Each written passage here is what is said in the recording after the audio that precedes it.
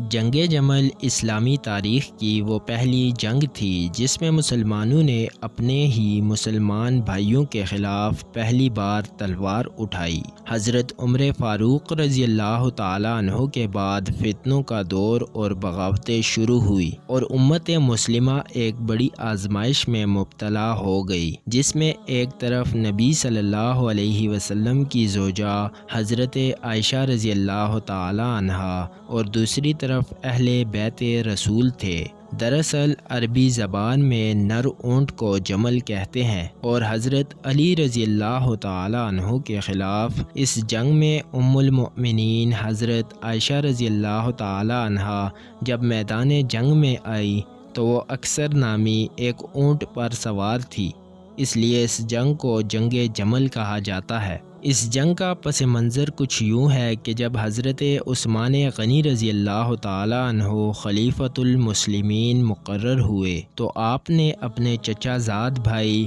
مروان بن حکم کو حکومت کے اعلیٰ عہدوں پر فائز کر دیا۔ مروان ایک بدبخت اور مکار شخص تھا، لہٰذا اس نے اپنی سازشوں سے بڑے بڑے کبار صحابہ کرام جو حضرت عمر رضی اللہ تعالیٰ عنہ کے دور سے حکومتی عہدوں پر فائز تھے، انہیں معزول کر دیا۔ لہٰذا کچھ ہی عرصے میں کوفہ اور بصرہ جیسے صوبوں میں بدعنوانی پھیل گئی اور لوگ حضرت عثمان رضی اللہ تعالیٰ عنہ کے متعلق بدگمان ہو گئے۔ وہیں بصرہ اور کوفہ کے لوگوں نے حضرت طلحہ رضی اللہ تعالیٰ عنہ اور حضرت زبیر رضی اللہ تعالیٰ عنہ کی رہنمائی میں حضرت عثمان رضی اللہ تعالیٰ عنہ کو خلافت سے معزول کرنے کا ارادہ کیا۔ صبائی سازشوں کے ذریعے مصر سے بھی ہزاروں کی تعداد میں لوگ حج کے بہانے مدینہ کے لیے نکل گئے، کیونکہ مدینہ اس وقت اسلامی خلافت کا دارالخلافہ تھا۔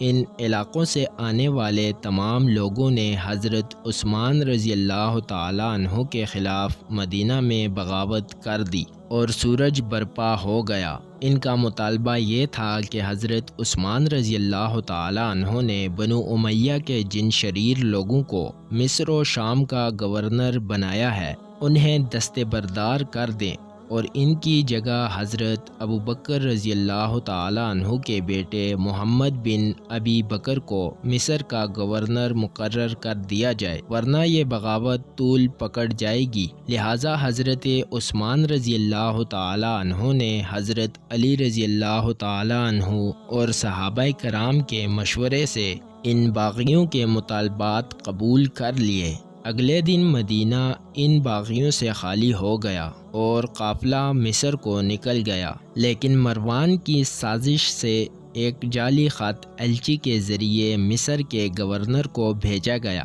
جس میں یہ لکھا تھا کہ وہ قافلہ جیسے ہی مصر پہنچے محمد بن ابی بکر سمیت انہیں قتل کر دیا جائے۔ ہوا یہ کہ اس راستے میں ہی مصر لوٹنے والے باغیوں نے اس ایلچی کو پکڑ لیا اور خط پڑھ کر برہم ہو گئے۔ تمام باغی مدینہ واپس لوٹ گئے اور حضرت عثمان رضی اللہ تعالیٰ عنہ کو وہ خط دکھایا جس میں آپ رضی اللہ تعالیٰ عنہ کی انگوٹھی کی مہر بھی لگی تھی۔ حضرت عثمان رضی اللہ تعالیٰ عنہ نے جب اپنی انگلی دیکھی تو وہ انگوٹھی غائب تھی، لہٰذا انہیں علم ہو گیا کہ یہ ایک جعل سازی ہے تاکہ باغیوں کو خلیفہ کے خلاف بدگمان کیا جائے۔ حضرت عثمان رضی اللہ تعالیٰ عنہ نے قسم اٹھائی کہ یہ فرمان ان کا نہیں ہے، یہ خط صرف ایک سازش ہے، لیکن محمد بن ابی بکر نہیں مانے اور باغیوں نے طوفان کھڑا کر دیا۔ انہوں نے یہ مطالبہ کیا کہ حضرت علی رضی اللہ تعالیٰ عنہ کو خلیفہ مقرر کیا جائے اور حضرت عثمان رضی اللہ تعالیٰ عنہ کو قتل کیا جائے۔ حضرت علی رضی اللہ تعالیٰ عنہ نے اس سے انکار کیا۔ باغیوں نے مسجد نبوی کا محاصرہ کر لیا۔ یہ محاصرہ کئی دنوں تک چلا۔ آخر کار ایک دن ان باغیوں نے مسجد نبوی کا دروازہ توڑ دیا اور حضرت عثمان کو شہید کر دیا۔ اب ان باغیوں نے حضرت علی رضی اللہ تعالیٰ عنہ سے مطالبہ کیا کہ وہ اب خلیفہ بن جائیں، لیکن آپ نے انکار کر دیا۔ مگر مدینہ کے لوگوں نے اصرار کیا اور صحابہ نے بھی حضرت علی کو مشورہ دیا۔ اس وقت حالات کے پیش نظر حضرت علی کا خلیفہ بن جانا ہی مناسب ہوگا۔ بعد میں ان قاتلین عثمان کو سزا دے دی جائے گی، لہٰذا حضرت زید بن حارث، حضرت ابن عمر، حضرت طلحہ و زبیر رضی اللہ تعالی عنہم اجمعین جیسے کبار صحابہ نے آپ کی بیعت کر لی اور آپ خلیفہ مسلمین مقرر ہوئے۔ اب لوگ اس امید میں تھے کہ حضرت علی رضی اللہ تعالی عنہ قاتلین عثمان سے قصاص لیں گے، لیکن ایسا نہ ہوا۔ حضرت علی رضی اللہ تعالی عنہ نے اس میں تاخیر کی، کیونکہ یہ باغی لوگ اب بھی مدینہ میں موجود تھے اور آپ رضی اللہ تعالی عنہ چاروں طرف سے ان باغیوں میں گھرے ہوئے تھے، لہٰذا لوگ آپ کے خلاف بدگمان ہو گئے۔ سبائیوں نے لوگوں میں یہ افواہ پھیلا دی کہ خلیفہ بننے کے لیے حضرت علی رضی اللہ تعالی عنہ نے قاتلین عثمان کا ساتھ دیا ہے اور اب وہ ان سے کوئی بدلہ یا قصاص نہیں لیں گے، لہٰذا حضرت طلحہ و زبیر رضی اللہ تعالی عنہ بھی مدینہ سے نکل گئے۔ دوسری طرف حضرت معاویہ رضی اللہ تعالی عنہ شام سے حضرت علی کو خطوط پر خطوط لکھنے لگے کہ آپ جلد از جلد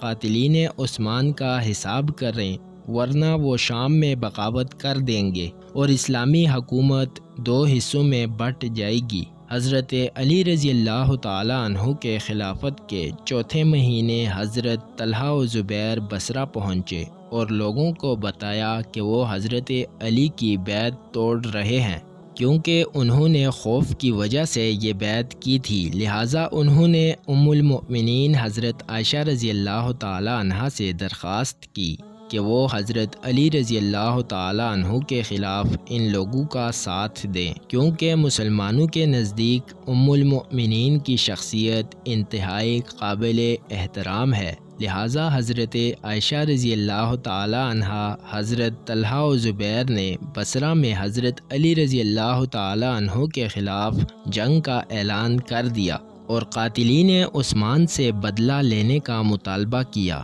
عبداللہ ابن عامر بن قرینہ عبالی بن امیہ نے 400 اونٹ اور 1,00,000 درہم پیش کیے، جس سے ایک بڑی فوج تیار ہو گئی، جس میں 3,000 سے بھی زائد سپاہی جمع ہو گئے۔ ان کی تعداد اہل بصرہ اور اہل مکہ سے تھی۔ سن 36 ہجری جمادی الاخر میں یہ لشکر بصرہ روانہ ہوا۔ جب حضرت علی رضی اللہ تعالی عنہ کو خبر ملی تو آپ رضی اللہ تعالی عنہ نے حضرت عائشہ کو بے شمار خطوط لکھے، جس میں آپ رضی اللہ تعالی عنہ نے انہیں تلقین کی کہ آپ اس عمل سے جماعت المسلمین کو ایک بڑی مصیبت میں ڈال رہی ہیں، لیکن حضرت عائشہ اور حضرت طلحہ و زبیر اس جنگ پر آمادہ رہے، لہٰذا حضرت علی رضی اللہ تعالی عنہ مدینہ سے شیعان علی حضرت عمار ابن یاسر، مالک اشتر، امام حسن و حسین رضی اللہ تعالی عنہ کے ساتھ دفاع کے لیے بصرہ کی سرحدوں کی طرف روانہ ہوئے۔ مسند احمد کی ایک حدیث کے مطابق قیس روایت کرتے ہیں کہ جب سیدہ فاطمہ رضی اللہ تعالی عنہا مدینہ سے بصرہ جاتے ہوئے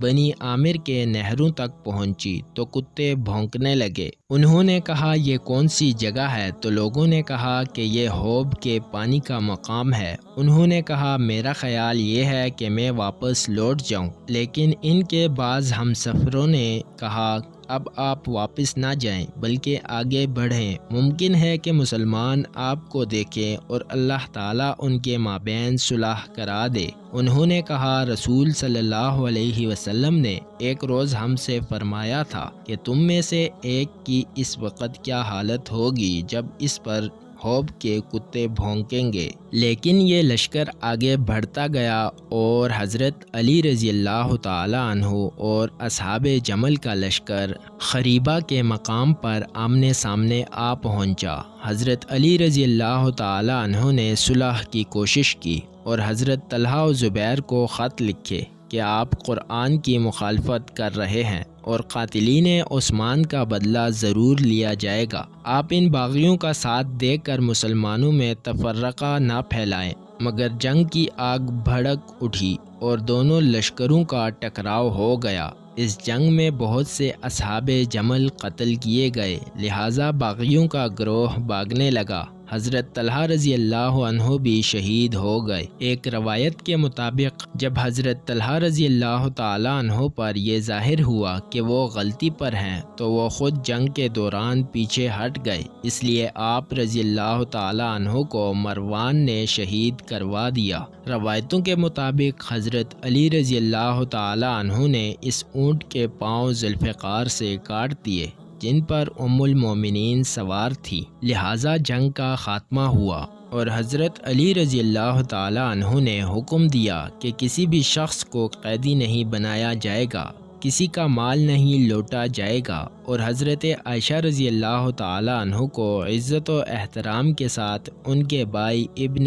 ابی بکر کے ہمراہ مدینہ بھیج دیا گیا۔ بعد میں جب اہل بصرہ نے حضرت عائشہ کو وہ خطوط دکھائے جس میں انہوں نے لوگوں کو حضرت علی کے خلاف بھڑکایا اور قاتلین عثمان سے بدلہ لینے کے لیے اکسایا تھا، تو حضرت عائشہ نے انکار کر دیا کہ وہ خطوط کبھی انہوں نے لکھے ہی نہیں تھے بلکہ یہ باغیوں کی سازش تھی۔ تب ام المؤمنین پر یہ راز افشا ہوا کہ وہ شدید غلطی پر تھیں۔ احادیث کے مطابق بعد میں حضرت عائشہ رضی اللہ تعالی عنہا جب بھی جنگ جمل کو یاد کرتی تو روتی تھیں اور کہا کرتی کہ ہائے افسوس، مجھ سے یہ بدعت سرزد ہو گئی کہ میں حضرت علی کے خلاف نکلی۔ اللہ تعالیٰ سے دعا ہے کہ اللہ تعالیٰ ہمیں تمام صحابہ کرام، اہل بیت و آل رسول کی عزت اور ان کے نقش قدم پر چلنے کی توفیق عطا فرمائے۔